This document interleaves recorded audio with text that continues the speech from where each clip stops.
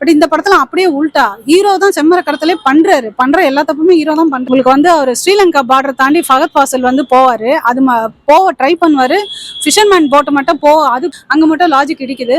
And அது நீங்க கங்குவாரெல்லாம் வந்துடக்கூடாதுரா சாமி அப்படின்னு அந்த மாதிரிலாம் இல்லை.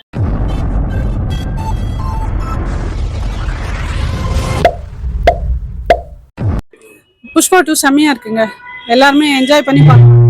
ஆனால் வந்து பயங்கர என்டர்டைன்மெண்டா இருக்கு. பிடிச்ச சீன்னா அந்த மகிஷாசுர மர்த்தினி மாதிரி படவை கட்டிட்டு அல்லு அர்ஜுன் அவர் 2 ஃபைட் பண்றாரு கிளைமேக்ஸ்லயும் நடுவில் ஃபர்ஸ்ட் ஹாஃப்ல செகண்ட் ஹாஃப்லயே வருது. சூப்பரா இருக்கு அந்த ஃபைட் சீன்லாம் பார்த்தா பயங்கரமா இருக்கு. அவர் வந்து பத்திரகாளி ஆட்டம் ஆடுறாரு. அதுல அவரோட பாடி ஹைட்டுக்கும் வெயிட்டுக்கும் அதுக்கப்புறமா அதுல புடவை கட்டி எலும்பு மாலையெல்லாம் போட்டு ஆடும்போது உண்மையிலேயே பயமா இருக்கு, பார்க்கவே பயமா இருக்கு. அந்த இடத்துல நிஜத்துல வந்து அந்த ஷூட் எடுக்கும்போது எப்படி ஃபீல் ஆச்சுன்னு எனக்கு தெரியல. ஸ்க்ரீன்ல பார்க்கும்போது அவ்வளோ பயமா இருக்கு. விட்டா 4 பேரை அடிச்சு தள்ளிடுவாரோன்ற மாதிரி அப்படியே கேரக்டராகவே வாழ்ந்துட்டாரு. ரொம்ப சூப்பரா இருக்கு. ராஷ்மிகா வந்து ஃபர்ஸ்ட் ஹாஃப்ல வந்து உங்களுக்கு ஹவுஸ் ஒய்ஃப் மாதிரி காமா வருவாங்க, இதுக்கு இவ்வளோ காஸ்ட்லி ஹீரோயின் தேவையான்ற மாதிரி நான் கூட நினைச்சேன். பட் ஆனால் செகண்ட் ஹாஃப்ல ரொம்ப பின்னி எடுத்துட்டாங்க. ஃபைட் எல்லாம் கிடையாது, பட் வந்து செகண்ட் ஹாஃப்ல நல்ல நடிப்பு இருக்கு, அதெல்லாம் நல்லா பண்ணியிருக்காங்க. குழந்தைங்கன்னா இதுல ஒன்றும் வைலன்ஸ் எல்லாம் இல்லைங்க. சில பேர் வந்து வேற ஏதாவது இருக்கா அப்படின்ற மாதிரி கேட்கறாங்க. அந்த மாதிரிலாம் இல்லை, ஒரு ஹஸ்பண்ட் ஒய்ஃப் லவ் இன்டிமேசி தான் காமிக்கிறாங்க. அது ஒன்றும் அவங்க பெருசா தப்பாலாம் காமிக்கல, சாதாரணமா தான் காமிச்சிருக்காங்க. இது வரைக்கும் வந்த படத்துல எல்லாம் என்ன இருக்கோ அதே தான் இருக்கு, அதெல்லாம் ஒன்றும் தப்பாலாம் இல்லை.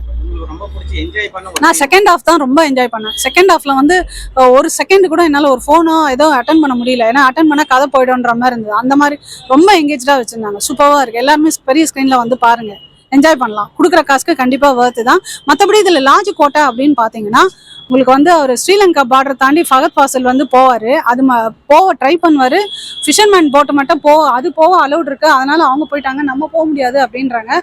அங்க மட்டும் லாஜிக் இடிக்குது. அண்ட் அதுக்கப்புறம் வந்து பாத்தீங்கன்னா ஹெலிகாப்டர் வருது, ஹெலிகாப்டர் வர்றது மட்டும் கொஞ்சம் அங்கேயும் லாஜிக் இடிக்குது. ஸோ அங்கெல்லாம் மட்டும்தான் அது ஒன்றும் உங்களுக்கு பெரிய லாஜிக் ஓட்ட மாதிரிலாம் தெரியல. படத்தை நீங்கள் ஃபுல்லாக பார்க்கும்போது ஃபுல்லி என்டர்டைன்மெண்ட்டாக என்ஜாய் பண்ணி பார்த்துருங்க. பட் யூஸ்வலாக நம்ம எந்த மாதிரி படம் பார்த்துருக்கோம் இது வரைக்கும் தமிழ் படத்தில் வந்து தப்பு நடக்கிறத தட்டி கேட்டு ஹீரோ வந்து ஜெயிப்பார், கரெக்டா? பட் இந்த படத்தில் அப்படியே உல்டா ஹீரோ தான் செம்மர கடத்திலே பண்ற எல்லா தப்புமே ஹீரோ தான் பண்றாரு. ஓகேங்களா? ஸோ அவரே தான். அப்போ நம்ம என்ன தோணும், செம்மையா பண்றாங்கடா அப்படிங்கிற மாதிரி அந்த படத்தோடு அப்படியே போய் என்ஜாய் பண்ணி பார்த்துட்டு ஓகே வின் பண்ணிட்டாங்கன்ற மாதிரி பார்த்துருவோம். ஆனால் கடைசியா வந்து பாம் பாஸ் பண்ற மாதிரி காமிக்கிறாங்க. பட் பார்ட் 3 லீடு கொடுத்துருக்காங்க. ஸோ அதில் பார்த்தா தான் அது என்ன ஆகுதுன்றது தெரியும். அந்த கடைசி இடத்துல வந்து ஃபுல்லா எல்லாருமே டோட்டல் குரூப்பாக பாம் பாஸ் பண்ற மாதிரி காமிக்கிறாங்க. அது 3 வந்தாதான் தெரியும். உங்களுக்கு வந்து 3 வரணும் அப்படின்னு எதிர்பார்க்குற மாதிரி தான் எடுத்திருக்காங்க. இப்போ நீங்க கங்குவாரெல்லாம் வந்துடக்கூடாதுரா சாமி அப்படின்னு அந்த மாதிரிலாம் இல்லை, நீங்க எல்லாருமே பார்க்கலாம். ஒரு 3 hours 15 minutes வந்து உங்களுக்கு என்கேஜ்மெண்ட் நல்ல டைம் பாஸ் மூமெண்டா இருக்கும், ஒன்றும் பிரச்சனை இல்லை.